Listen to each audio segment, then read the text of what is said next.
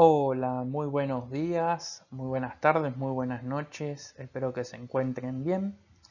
Como ya les mencioné anteriormente, hubo un video que fue censurado por YouTube por el uso de música que yo no la puse, sino que mi vecino estaba escuchando. Así que ya voy a subir una partecita de Orígenes. Pero hoy vamos a trabajar con nuestro amigo Platón. Más específicamente vamos a trabajar con la paideia platónica. Eh, por paideia se puede entender pedagogía o educación. Bueno, en la época de Sócrates, cuando Platón era joven, coexistían tres conceptos básicos de educación o maneras de entender la paideia. Entonces tenemos la de una formación general para el técnico, es decir, podemos pensar en un albañil que se va a desarrollar en una técnica, pero también podemos pensar en el ingeniero que va a desarrollar esa tarea dentro de un edificio. Entonces, esos son personas técnicas. Después tenías la paideia como preparación a la carrera política, lo que yo les comentaba la otra vez de los sofistas. Pero bueno, formar buenos técnicos y oradores no basta para formar hombres de bien. Y un tercer tipo de concepción afronta el tema de la educación en un sentido mucho más profundo y amplio, que es el sentido que le va a dar Sócrates y sobre todo lo va a desarrollar Platón. ¿Qué es esto? Formar hombres de bien, o sea, hombres virtuosos. Bueno, ahí tenemos por un lado la educación sofista, que es una educación en general, te enseñaban todas las cosas relacionadas al mundo oculto de aquella época, ¿no? Es decir, las artes, la ciencia, cómo expresarte bien, cómo relacionarte bien. Podríamos decir que los sofistas son como esos coaching de liderazgo que existen ahora. Después tenemos los que son con fines utilitarios, o sea, la educación sufista también tenía fines utilitarios, porque algunos se preparaban para la carrera política, pero algunos se preparaban para ser comerciantes y para ser buenos comerciantes tenían que desarrollarse plenamente. Algunos no se dedicaban precisamente a la política, pero sí eran los arquitectos que, por ejemplo, crearon el Partenón griego y esas cosas. Y por el otro, prepara personas que buscan el saber con fines de honra, glorias personales o propósitos de lucro. Es decir, aquellas personas que solamente querían figurar como una persona política y pública dentro de lo que era Grecia, en ese caso Atenas. Y la educación como preparación e instrucción, ¿no? Eh, los sofistas tenían esta idea, ¿no? De que la educación justamente era algo que yo le introducía al otro en su cabeza, o mejor dicho, a una vasija vacía yo la lleno de conocimiento. Eso creían los sofistas, ¿no? Y por otro lado tenemos esta educación platónica que es de corriente socrática, que es desinteresada, no busca ningún tipo de lucro, como habíamos visto en la clase anterior, en la biografía de Platón.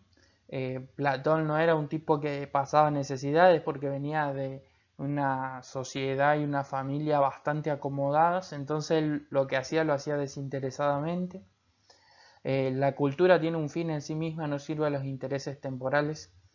Es decir, si yo aprendo música es para yo mismo meterme dentro de lo que sería la vivencia de la música. Si yo entro en el arte o estudio el arte es para vivir el arte, no para decir, wow, cuánto sabe de pintura o cuánto sabe de música, sino que es más que nada por decir, yo quiero aprender a tocar un instrumento y lo quiero aprender solamente porque me gusta la música. No hay una utilidad, no quiero ser famoso y llenarme de guita y hacer un hit y ponerlo en la radio, en Spotify. Eso.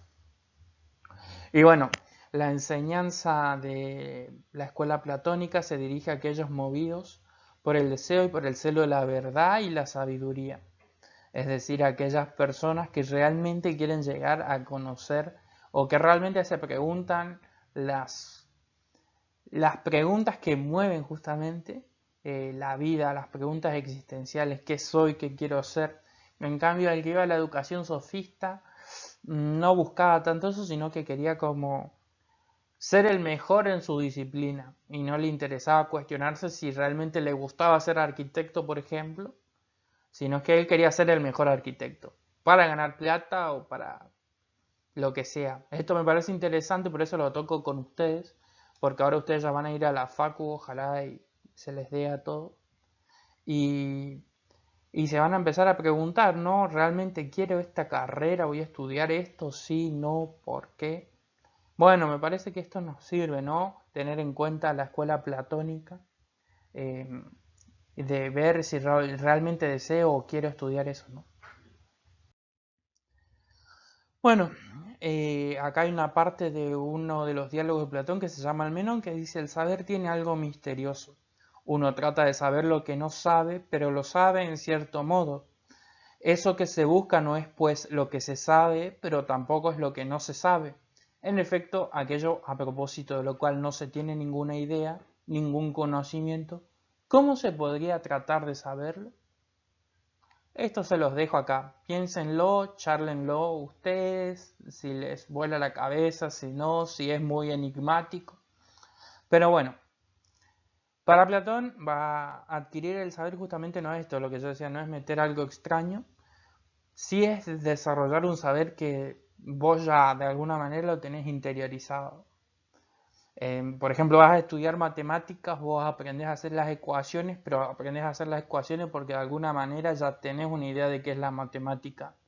Porque de chiquito usamos la matemática para contar cuántas zapatillas tenemos que ponernos, cuántos deditos tenemos, cuántos lápices hay en la cartuchera. Vieron que cuando somos chicos nos gusta contar, nos gusta leer. Bueno, de alguna manera tenemos cierta sabiduría interior. Y a algunos que les interesa el tema del lenguaje, por ejemplo, el lenguaje no es que uno va a un profesor, uno va aprendiendo el lenguaje, entonces de alguna manera el lenguaje está en nosotros. O por ejemplo, los animales también de alguna manera tienen una racionalidad que les permite, ¿no? Hay lenguajes que utilizan, ¿no? Entonces, todos los seres vivos de alguna manera tenemos cierta sabiduría implícita, ¿no? Como la planta sabe que tiene que salir hacia afuera y no se queda bajo la tierra, como el animal sabe que tiene que tomar agua, que si le damos una fruta podrida no la va a comer. Bueno, aprender no es otra cosa que volverse a acordar. El saber que se busca no me es del todo extraño. Si se puede adquirir la ciencia, tiene que estar por fuerza dentro nuestro, ¿no? Es decir, lo que les dije anteriormente. Si nosotros conocemos porque hay algún tipo de conocimiento previo que ya tenemos. Y bueno, hasta acá sería la clase de hoy. No quiero extenderme mucho, ya veo que llego a los 8 minutos y tarda mucho en subirse el video, así que desde ya muchas gracias. Como verán, hoy estamos usando un micro nuevo para este espacio, así que si alguno sabe algo de audio, cómo configurar o algún programa, será mucho más que bienvenido a su consulta. Espero que se haya escuchado mejor que con los auriculares. Así que muchísimas gracias y un saludo grande a todos. Nos estamos viendo. Abrazo.